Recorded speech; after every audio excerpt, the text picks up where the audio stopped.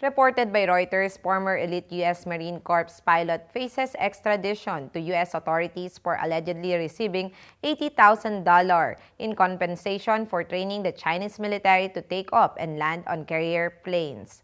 A former U.S. Marine Corps pilot who was indicted in the United States in 2017 for helping Chinese pilots take off and land on an aircraft carrier is facing extradition from Australia, where he immigrated. This person is Daniel Dagan, 54. He is now a naturalized Australian. Documents released by a U.S. court in December said Dagan conducted military training for Chinese military pilots on 3 confirmed occasions between 2010 and 2012. Training was provided through a South African pilot school with a presence in China. The school employs instructors who are knowledgeable and experienced in line with NATO standards for naval aircraft. According to court documents, it had trained camps in China and South Africa.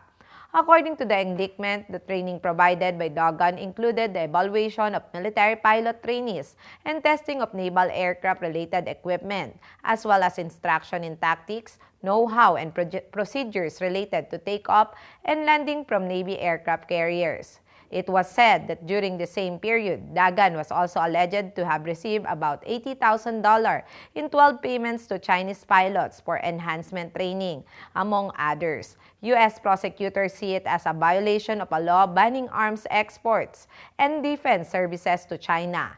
Email, quote-unquote, children can live comfortably for the rest of their lives. Dagan was said to have dealt directly with a person of Chinese nationality and was paid by a Chinese company run by this person. In 2012, while he was negotiating a business deal, Dagan wrote an email in China saying, "I think with the deal, I can live comfortably with my children for the rest of my life." Dagan served as a U.S. Marine Corps pilot from 1989 to 2002. He later immigrated to Australia, where he became a naturalized citizen in 2012, according to his family.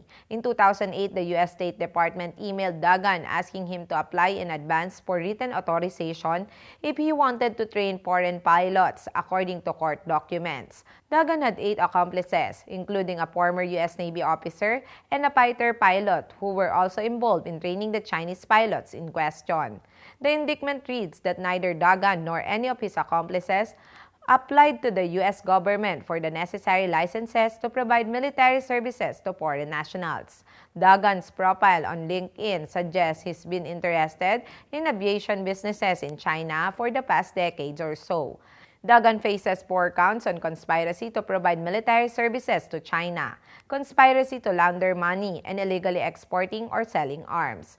Dagan's associates are also suspected of using false information to purchase a T-2 back-eye trainer, the same aircraft used by the U.S. Navy and Marine Corps.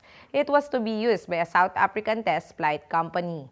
Australian police took Dagan into custody in New South Wales on October 21 at the request of the FBI. Australia's Justice Department said on Monday that the Australian government had approved the U.S. request for Dagan's extradition. A state court hearing is scheduled for January 10.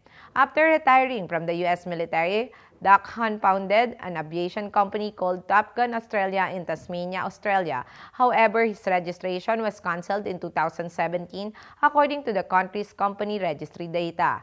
The company's website refers to Dagan as the Chief Weapons and Tactics Instructor and says he flew hundreds of landings on 7 carriers during his time in the Marine Corps.